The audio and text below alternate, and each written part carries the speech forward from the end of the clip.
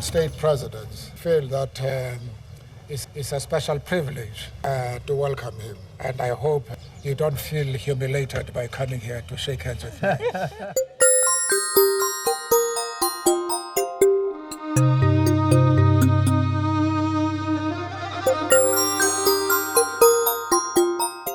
The life of this guy is a real film. Some stories are too incredible to be fiction. They defy the odds, challenge the status quo, and become legends. And it is unbelievable, can make a fantastic film. This is the story of a man who rose from the streets of war-torn Liberia to become a football icon, the only African to win the Ballon d'Or, FIFA World Player of the Year, and eventually, the president of his nation. This is the journey of George Weah.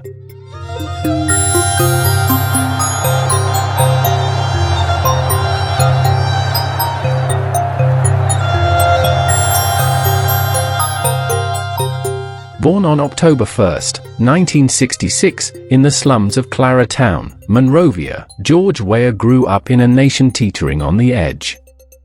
Football wasn't just a sport, it was an escape. With no boots, no professional coaching, and little to hope for, young Weah played barefoot on dusty pitches, fueled only by raw talent and an unbreakable spirit.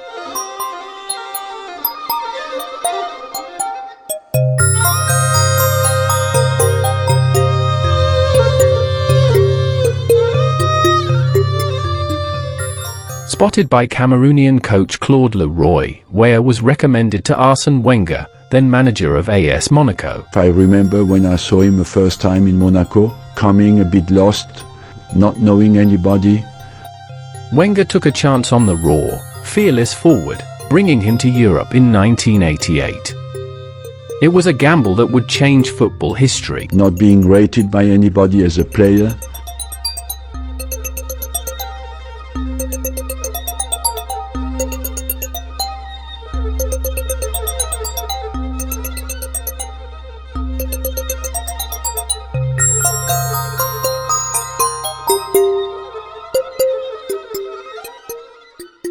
In France, Weah blossomed.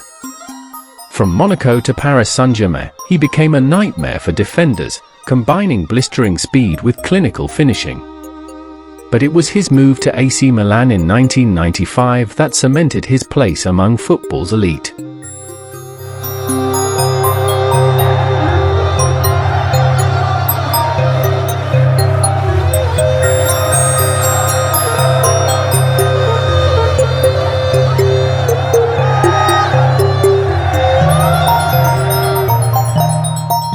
(1995), the moment frozen in time. George Weah became the first, and so far, only, African player to win the Ballon d'Or. He was also named FIFA World Player of the Year and won his third African Player of the Year title. The world had never seen an African footballer dominate at such heights.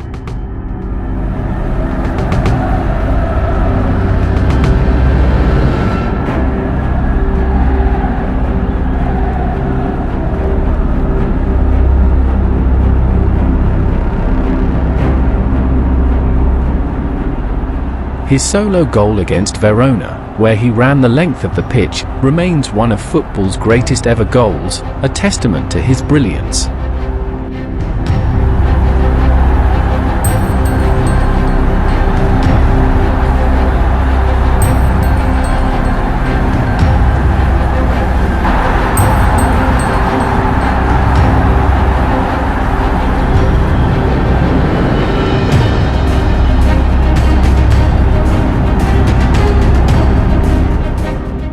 Despite his global success, Weah never played in a FIFA World Cup. Liberia, ravaged by civil war, lacked the infrastructure and resources. But that did not deter him. Weah personally funded Liberia's national team, covering travel costs, equipment, and even players' salaries.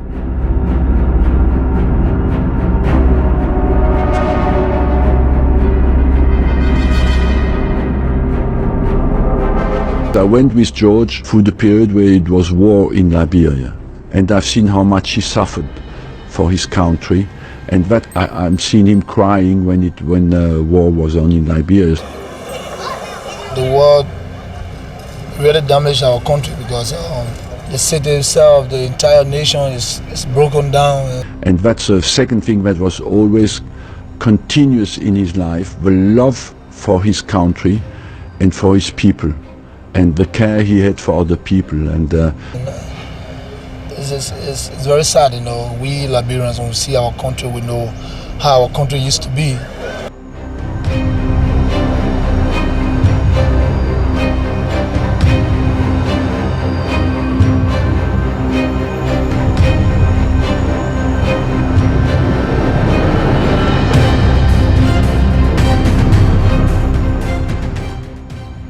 Though he never graced football's biggest stage, he remains one of the game's greatest ever players. A footballer. A national hero.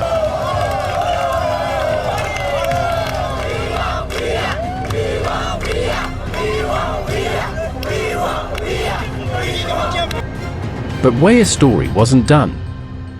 He had conquered football. Now, he wanted to help rebuild his war-torn nation. Through sports, we bring about unification and reconciliation, and also we brought about peace.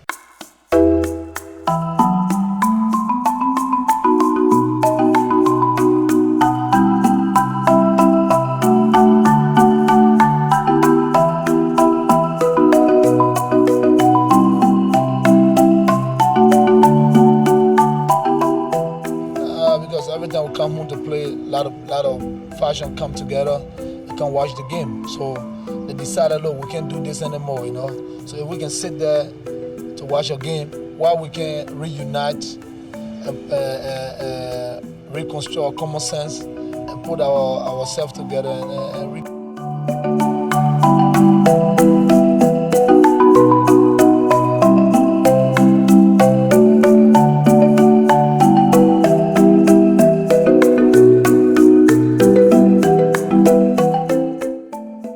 This guy is an example for everybody who plays football today.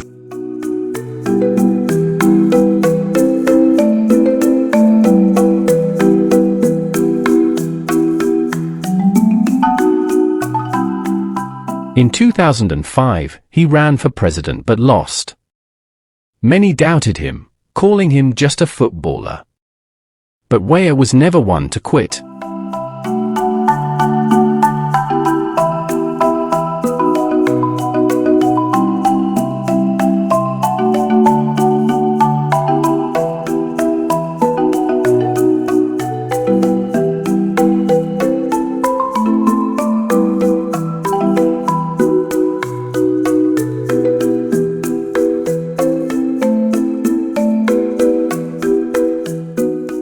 In 2017, after years of political activism, he won.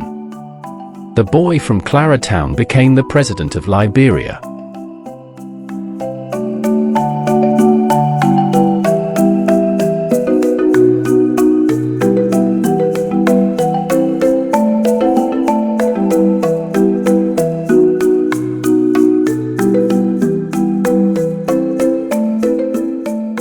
Few men have lived a life as extraordinary as George Weah.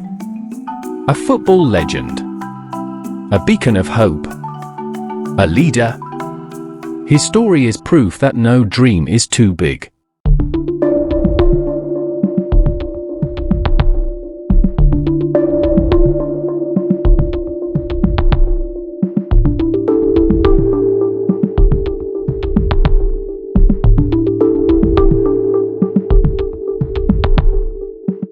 From the slums of Monrovia to the grand stages of world football, to the highest office in his homeland.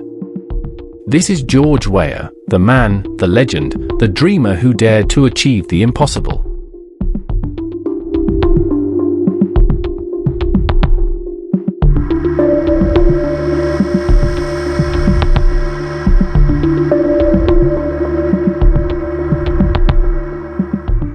Thank you for watching this incredible journey of George Weah. If you were inspired, share this story. Let the world know that no dream is too big to chase.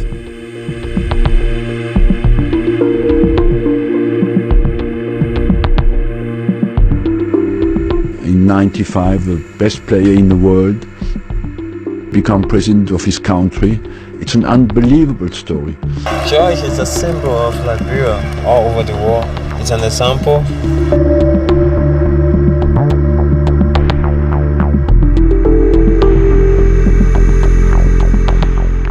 It's also there as a role model for people in Liberia to see that I think once you believe you can achieve a lot of things, and that's what he's been doing over the years. I didn't think during that period that he will become president of his country. I love it. And so every minute and every second of my life, if I'm free, I want to come back here because this is the place I was born. Tell us about George Weah. George, he became president of his country. Can you imagine? Destiny of this guy, you know. He arrived in Monaco, he was almost walking without a shoe, you know. We didn't even know his name, you know. And after 1 hour training with us, we were looking at each other, what is this guy? He was so skillful, you know. He was strong, powerful physically, but so technical. And his movement, he was dancing with the ball, you know, all the time. Typical African football, you know, dancing, you know, movement, you know. He was flirting with the ball all the time. He was so powerful with his run. Great striker.